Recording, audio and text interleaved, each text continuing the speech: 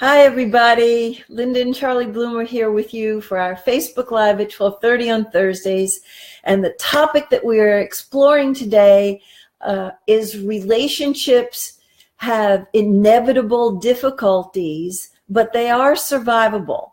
And not only are they survivable, but you can learn a lot about yourself, and you can learn a lot about your partner, and you can learn a lot about how relationships work at an optimal level and how to bring more joy and happiness and peace and harmony into your life out of the difficulties. So I know we want to avoid them at all costs, but when we hit those rough places, we at least want to use them to become better at relationships.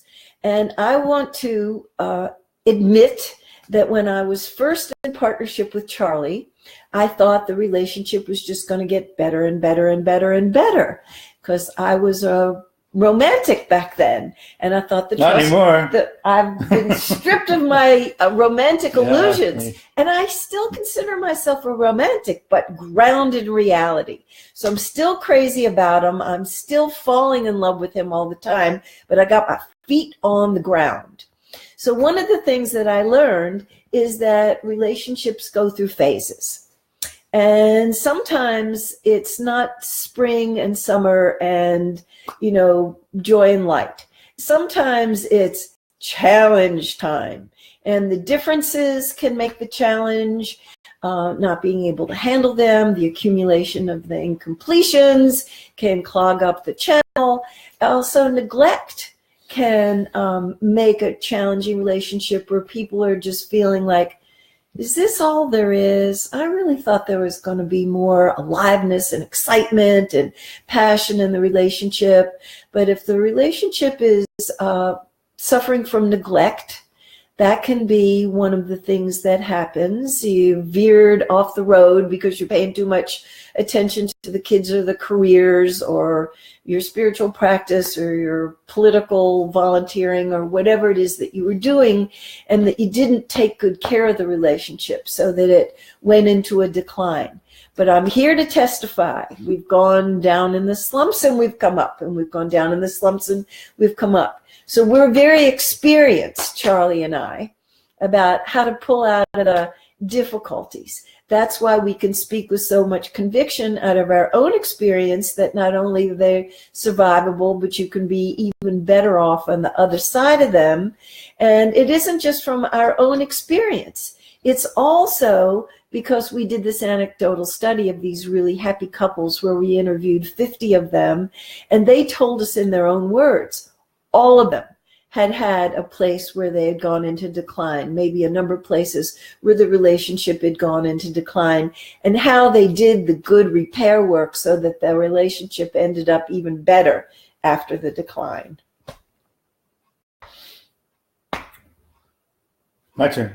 Yeah. Okay.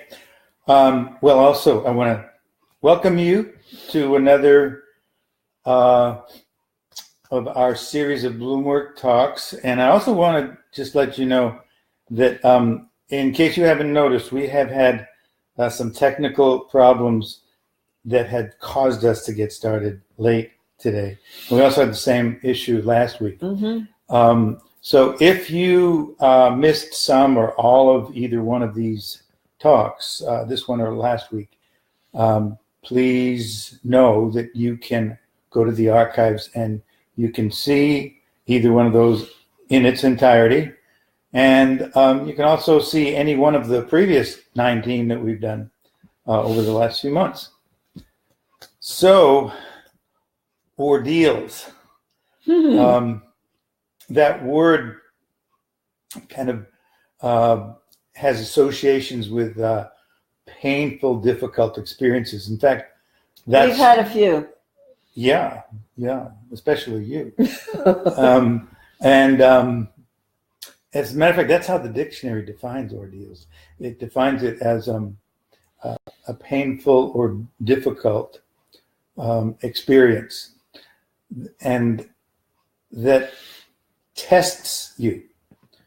And I believe that that's true from my experience. It does test.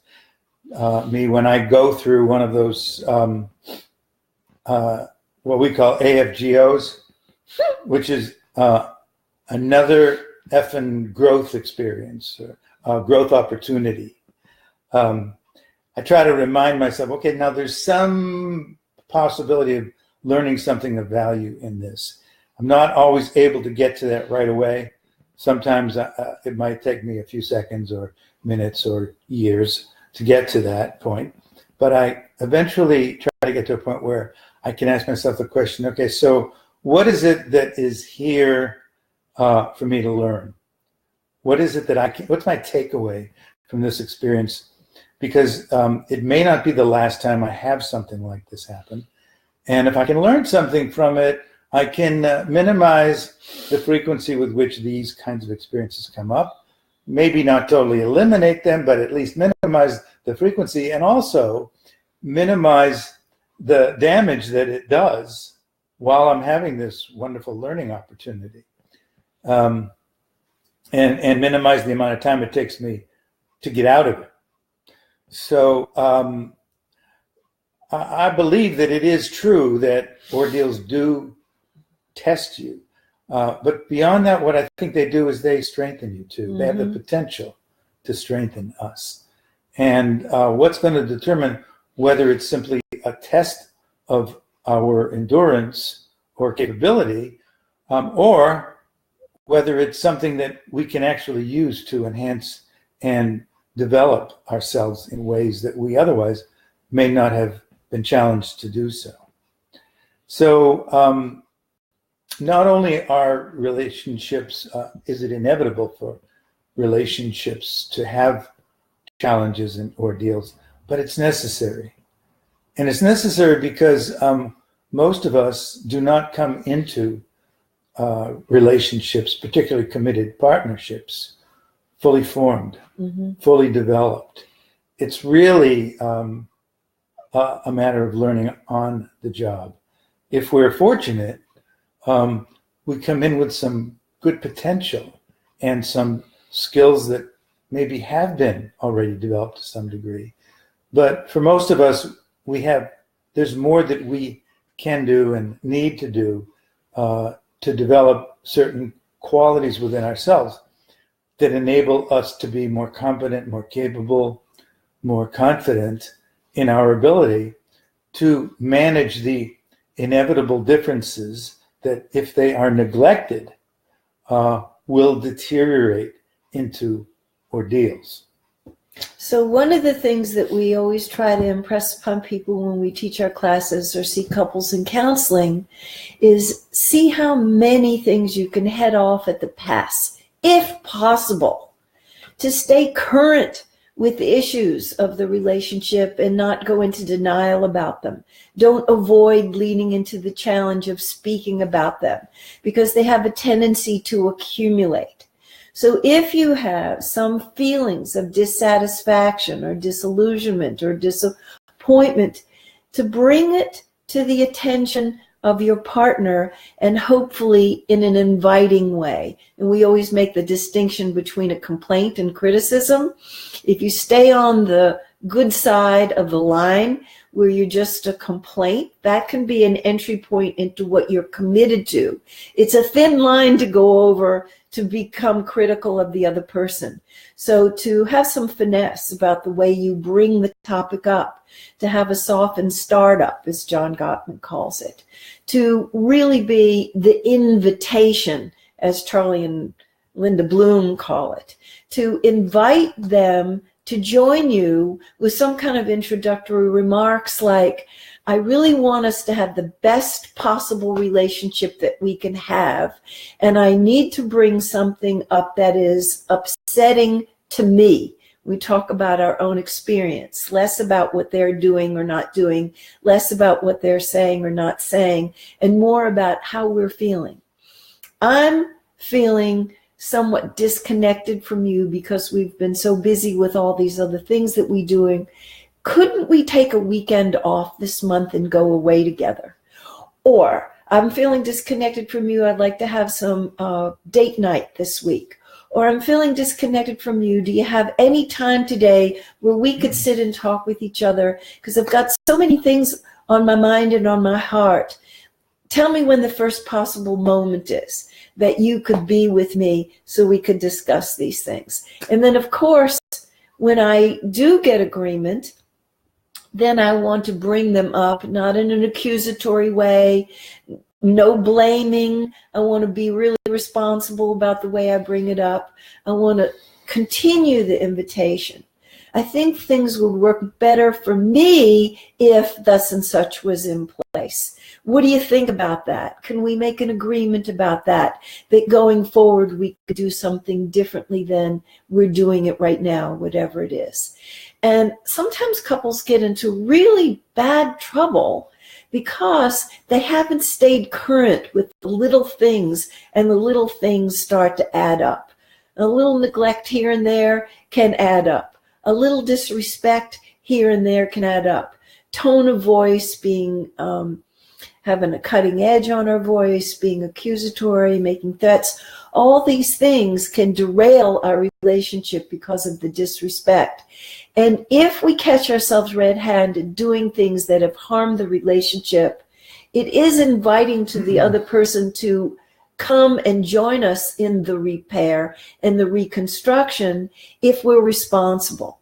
If we say, I am so sorry that I've been neglecting the relationship, or I'm so sorry that I just talked to you with tone in my voice. I'm so sorry. I really want to apologize for how impatient I was being and that I was trying to hurry you. That was out of my own anxiety. I hope you'll find it in your heart to forgive me. And what's even more important than the apology is going forward, this is the correction that I want to put in, because I see that I can do it differently now, and it will really enhance our relationship.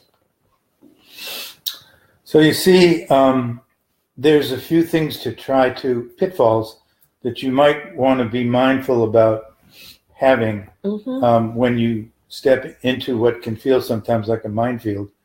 And that is, we tend to be more sensitive and more reactive, many of us, when there are incompletions in the relationship. An incompletion is some issue that has come up that hasn't been adequately addressed. So it feels unfinished. Some people call it unfinished business.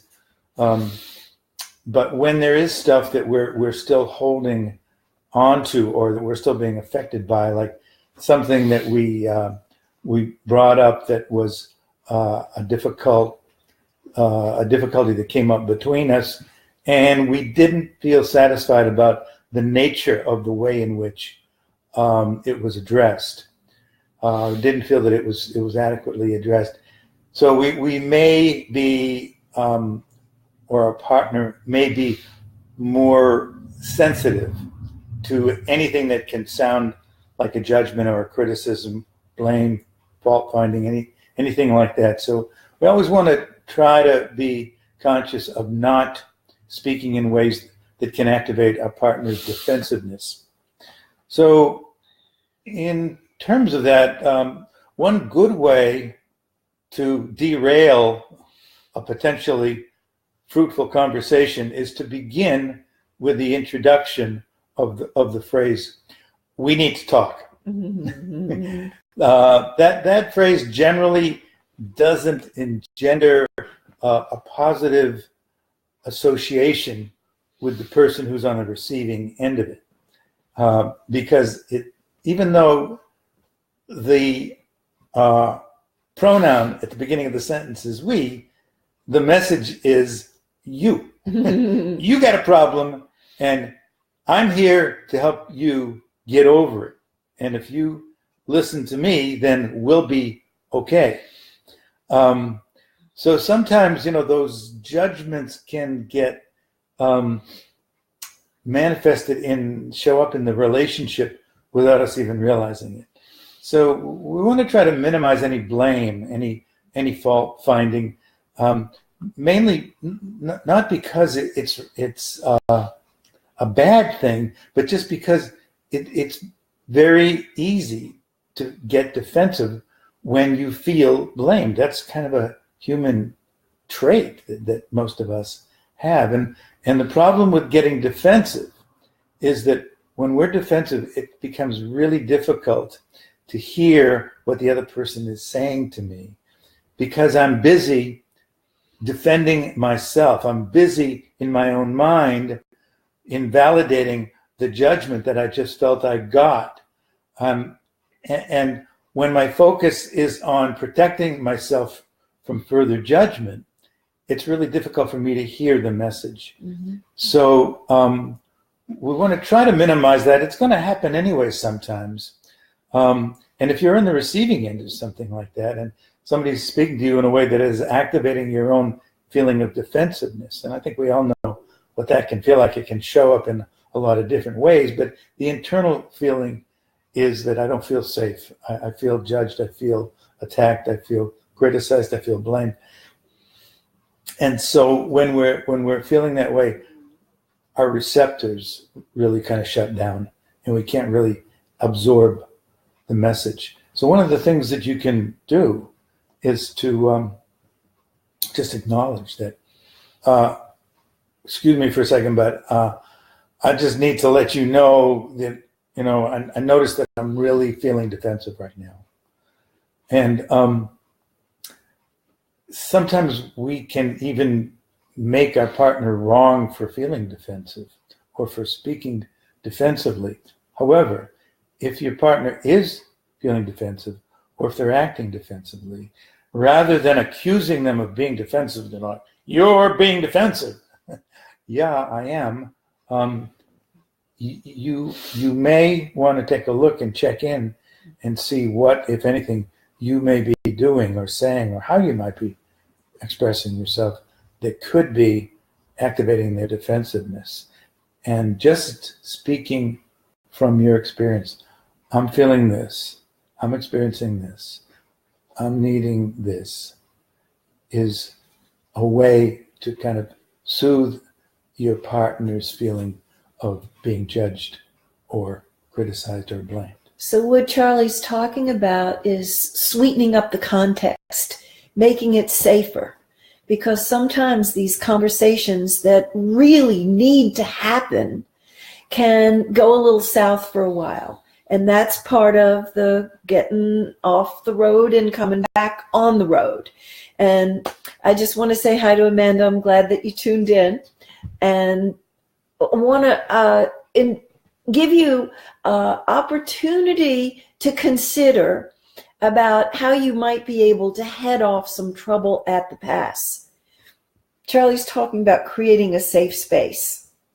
And when it starts to feel a little edgy and unsafe about how to create the safety again, maybe the openness and the communication narrows, and how to open it up again by sharing from our own experience, and particularly asking. And I encourage people to give an engraved invitation.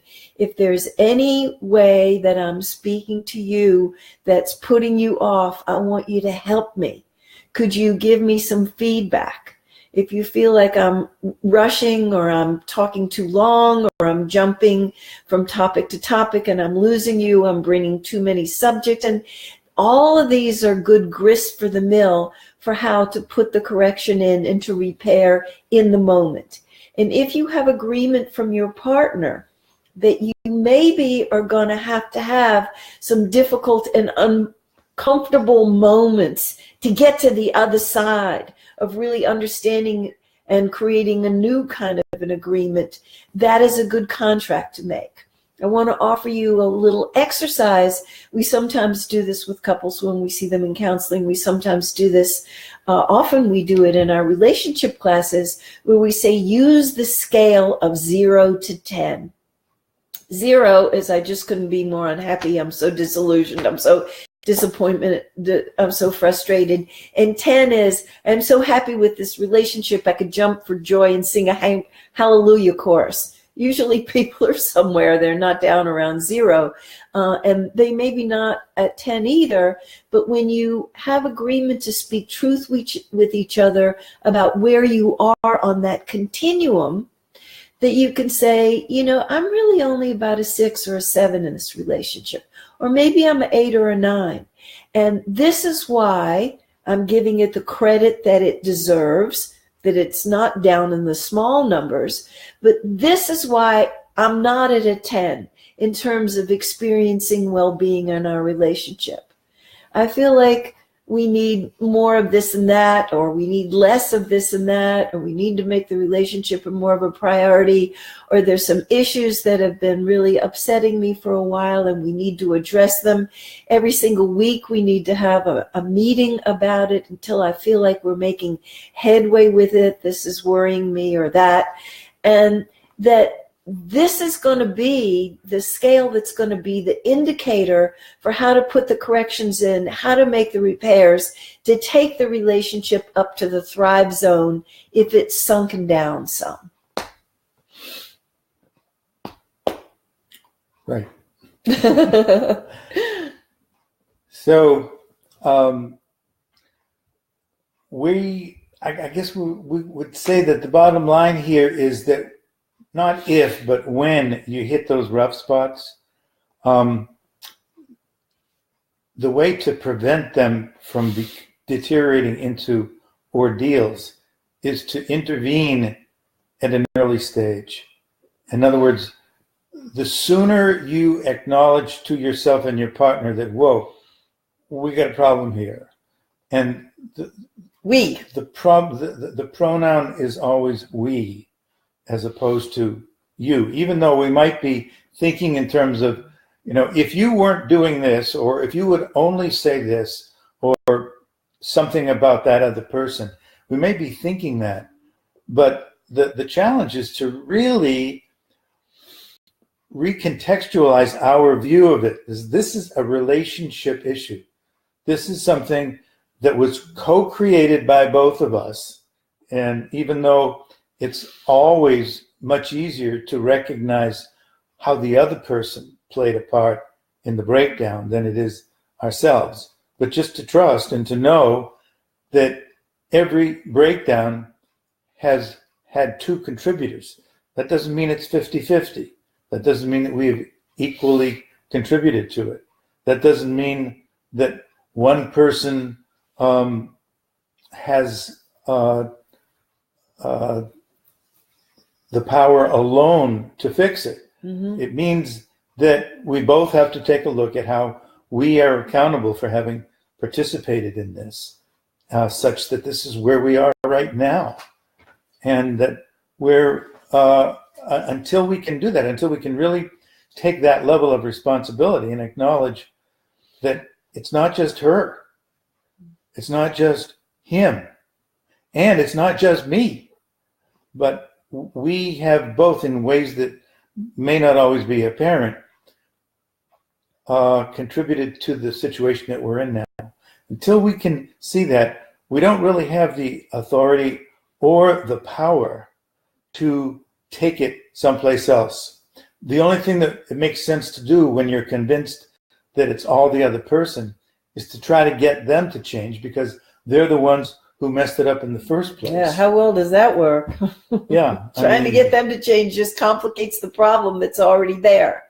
By rising up to a higher level of responsibility and looking for the portion that is our own, taking responsibility for the part that we played in it, being sincerely apologetic, saying what we've learned from it, and going forward what our partner can count on from us is really helpful. And also making amends if necessary. Absolutely. Which could include words, could include an apology, could include an acknowledgement of what I might have done, could include forgiving the other person, could include asking for forgiveness. All these things are factors. And how I feel going forward, I would like to make it up to you is profound repair. But do you see that it all begins with believing that is repairable? So you have to tune into your own mind that may be full of hopeless thoughts, resignation, and despair, and work with your own mind first to believe that it's possible. And maybe you have to initiate the conversation. Maybe you have 50 conversations about it. But keep incrementally moving forward. Maybe you're going to need to get some help, maybe some professional help, maybe, read the books, go to the workshops, but that even very serious breakdowns, broken agreements, even betrayals, but certainly the small and the medium-sized one, they're repairable if there's a will to do it, if both people are taking responsibility and you stay in dialogue about it with an intention to do the repair. Because it is inevitable, if you're in a relationship long enough, there's going to be some kind of breakdown, and those breakdowns sometimes lead to breakups that are unnecessary. They can lead to breakthroughs if both people really get to work. And breakthrough means that on the other side of the breakdown, when you do get through it, you have a stronger and a more sustainable and a more fulfilling relationship than you had before the breakdown. Mm-hmm. So hopefully this has been helpful for you to consider the next time you have a growth opportunity. And speaking of that, in regard to dealing with ordeals, if you haven't already gotten a copy of our new book, get it, because that book is all about what we've talked about today, and it illuminates many of the very creative breakdowns that we managed to create over a very difficult 10-year period of ordeals, and how we managed to not only survive them, but to come through on the other side stronger at the broken places. Mm-hmm. So check it out. And next week, we're going to be talking about the key to building trust. And if you want to know what that is, tune in, same time next week. See you then. All the best. Okay. So, end.